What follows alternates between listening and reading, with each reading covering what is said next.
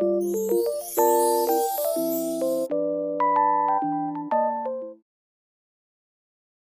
I the asshole for not being attracted to my husband and speaking to other men? This is not my story time. Sending me an Instagram. Been married to my husband for 13 years now. That's so long. Did not have the most romantic relationship when we first started dating. He's a molecular scientist, which means he's very heady. There is not one single romantic bone in this man's body. Of course, he's always been kind and sweet and considerate. When we first started dating, we would go out on fun dates. Loved hiking, rafting, mountain biking. But when it came to romantic dates, he had no clue. I was the one that would ask him if he wanted to go to dinner. Made the first move when I kissed him. In fact, he didn't even kiss me back. During the first year of our relationship, he was very unaffectionate. I was always telling him how I wanted him to kiss me or hug me. He would just shy away. I clearly underestimated just how shy he was because of the fact that he never initiated anything. At first I thought that he might have been gay, but it was proven wrong when we had done it for the first time. I mean, he went through it and he was excited and it happened. But still, there was always a lack of affection. When we greeted each other, I would be the one to kiss him. He would just put his arm around me momentarily. I wanted to accept that this is just his personality, but I just couldn't. I wanted romance and passion. I just wasn't getting even a little bit of that from him. Not even with his words. He never gave me compliments the way that I did. I would compliment him all the time. If you're wondering if I was attracted to him then, I was. In fact, I was very attracted to him. I was definitely attracted to him physically, yes. He was in great shape at the time that we met, but I was also attracted to his mind. He was very determined and disciplined. He was also incredibly intelligent and wrote really well. For all of these reasons, I fell in love with him. He also did treat me well, although he wasn't as affectionate as I wanted him to be. But it just kept getting worse and worse. I would be the one to spend the night at his place all the time. He never offered to come over to my apartment. So eventually I moved in with him.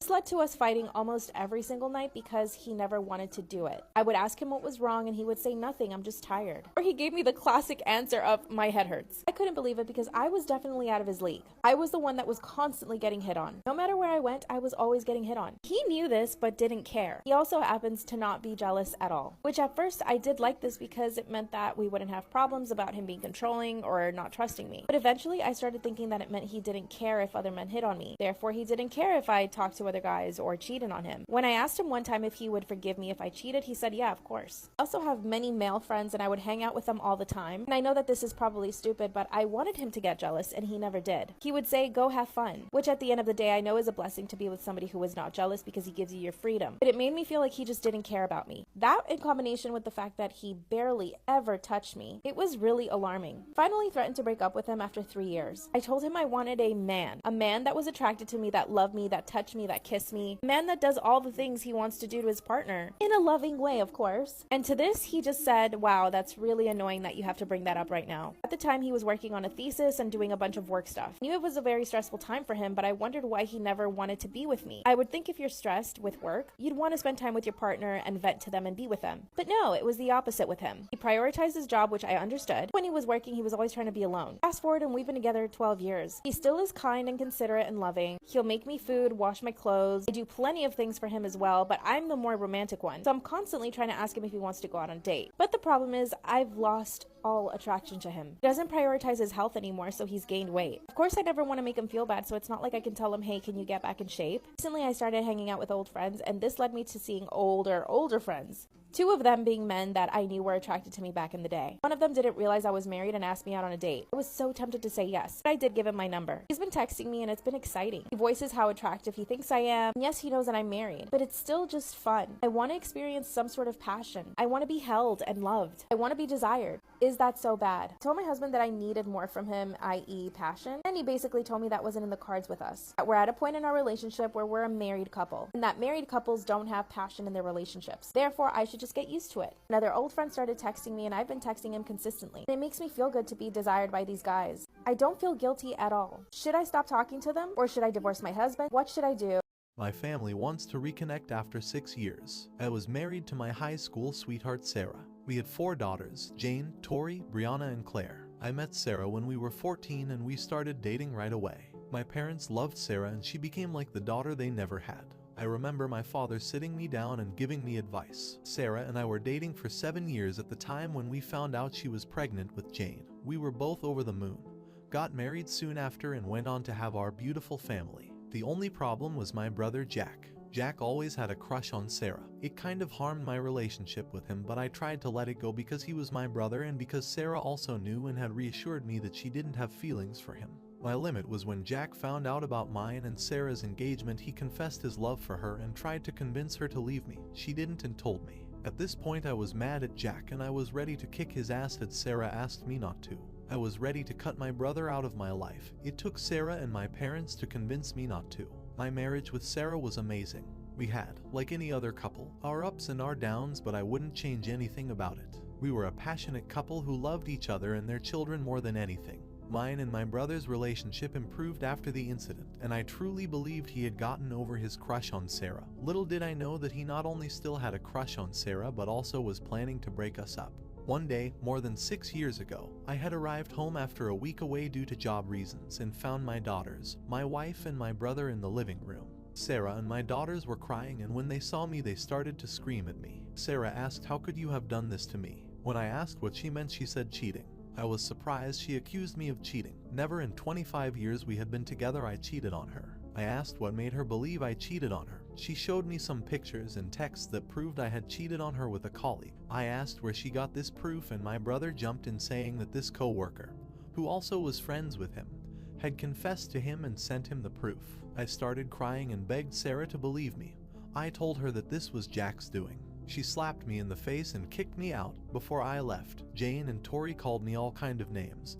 The one who pained me the most was, "You are a disgrace to our family." For a long time I tried to make Sarah and the girls see reason and to make them understand that I would never cheat, but sadly it was all in vain.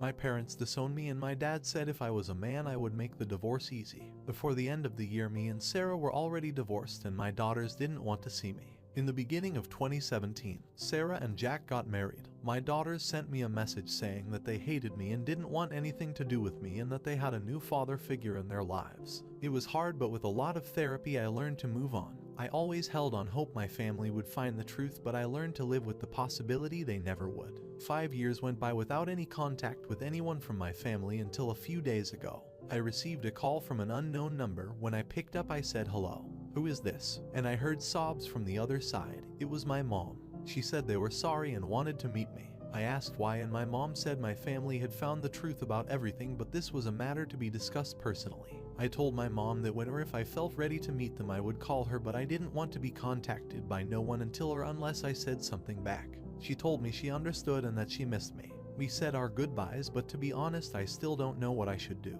Update. A few people have asked me for an update, so here it is. So I arrived at my parents' Saturday morning. I rang the door and my mom opened it. She started crying and hugged me. It was a bit reward for me. My dad gave me a handshake and I got in.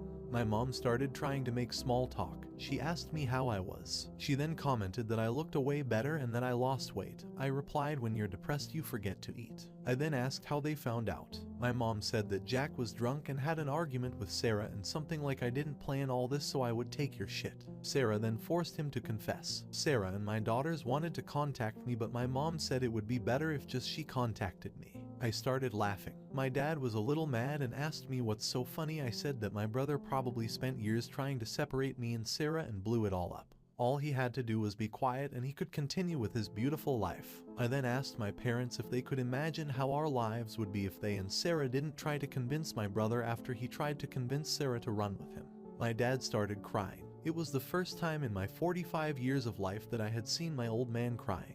He started to apologize, saying he was an awful father, but that he, my mom, Sarah and my daughters were all sorry. I was able to not cry and I told them that I would love to reconcile, but it would take time. My mom asked me if she could give the green light to Sarah to contact me. I said yes. They then asked more about my life as they wanted to know how I was doing. Overall, it was better than I expected. The next day, Sarah sent me a message and asked me if she could call me. I replied a few hours later that she could. Not even 5 minutes later she called me. She asked me how I was. I told her that given the circumstances I could be worse. I asked how she and our daughters were. She said that they are not so good. After my brother confessed, Sarah and my daughters felt remorseful and kicked my brother out. I asked Sarah a few questions. Why did she marry Jack so quickly and how come she didn't believe me? She started crying. She said that during and after our divorce, my brother had been her rock. Sarah said that they eventually started dating and they got married because, and I was shocked to hear this, she got pregnant. I was a bit taken back when I heard it. I asked if she could repeat it and she did. I told her that I needed time. I warned that the chances of us getting back together were not looking good and I didn't want her to have false hopes. She cried a bit more but said she understood. She ended the conversation with, "I love you, I just said goodbye. Is reconciliation possible?" So, I've posted on another sub, but the TLDR is that 6 years ago my wife of 18 years divorced me because my brother convinced her that I had cheated on her. All my family went NC. Recently, they found out the truth due to my brother's drunken confession. I have met with my parents and will meet my daughters. The problem is my ex, we shall call her Sarah. Sarah was my one and only. I only loved her, and never in the last 6 years have I tough of dating anyone else but Sarah, but I am still lost. I've talked to her and I told her that the chances of us getting back together are small. Also, she had a child with my brother and I really don't know what to do.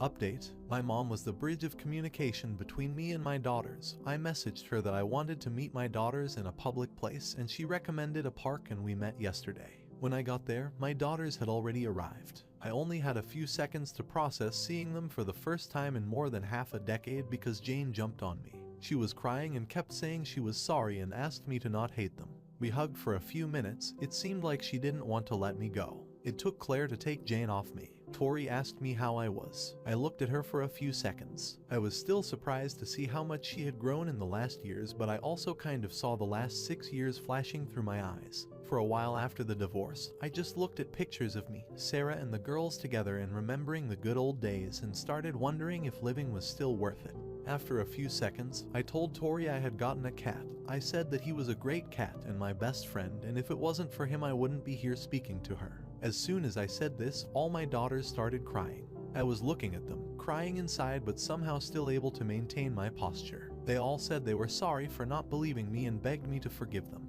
I told them I still loved them more than anything, but it would take time for me to truly forgive them and that they would have to show me by their actions and not their words how sorry they were. I noticed Jane was wearing a ring, so I asked her about it. She told me she had gotten married to her longtime boyfriend 2 years ago. At this point I was about to burst in tears knowing I had missed my daughter's wedding. I just asked if he walked down the aisle and she quietly said yes. I just couldn't do it anymore and started crying my heart out. I had to sit down. That a hole stole everything I held dear and robbed me of one of the moments I was longing the most for, walking my daughter down the aisle. I was ugly crying and I could tell Jane was sad as well. I told her that I would get over it and not to worry about it. She just hugged me again silently. We stayed like that for what seemed a long time. After we broke off the hug, Jane said she was sorry once again. I told my daughters that I needed a few days but I would like to go on family therapy with them. They agreed. Me and my daughters were catching up about each other's lives and it felt good to have a normal conversation with them. They gave me their phone number, we said our goodbyes, and I hugged every single one of them tightly for a long time. Update: I would like to start by thanking everyone for their support. A user has been messaging me and his input on my situation has been very helpful. I explained to him that Jack was always praised by our parents due to his grades and was somewhat always competitive. This user believed that my brother could be a narcissist and saw Sarah and my daughters as trophies. Me and my daughters attended therapy last Saturday. I got in first and explained to the therapist my concerns about Jack being a narcissist. She told me my concerns could be right but it was not certain. My therapy session was a bit emotional but good. I started by explaining how I felt during all this time. How many nights I cried missing Sarah and the girls. How I had nightmares and how hard it was all for me. My daughters did talk but it was not easy to understand their words. They were crying the whole time and it got worse as time went by to the point I had to calm them down and reassure myself that I was not mad at them. The session ended and we will attend our second session next Friday, although I still don't know what will happen. I am hopeful I can rebuild my relationship with my girls. Also, I had dinner with my daughters on Tuesday. It went well and they had the chance to meet my cat and they brought copies of pictures of us. It was a nice gift. Comment: thank you so much for your comment about your questions. What's happening with him? Have you seen him? Did your wife have his baby? If you ever consider taking her back, will you be expected to care for his child? Will he still get to be part of that kid's life, or is everyone going to disown him as they did you? What do your parents think of their golden son now? He was disowned. No, she did. Even if I don't take her back, I would like to have a relationship with my nephew. He's disowned, but I don't know if he wants to be part of his son's life. They hate him. Why didn't your coworker ever contact your wife and tell her the truth? I am sorry if I made it confusing to understand, but after my brother showed the proof, we contacted my coworker, and she admitted doing it. Once again, I am sorry if I made it hard to understand. At the end of all of that, at the end of the day, do you still love her? Would being with her make you happy? Would you ever be able to let go of the resentment? Are you ever going to be able to touch her without seeing your brother's hands on her? You've had to live for 6 years without her. Can you live the rest of your life without her? I will always love her if I move on, but that's not always enough. I still don't know. Maybe. That's something I have not thought about. I really don't know. But I still don't know if that's what I want.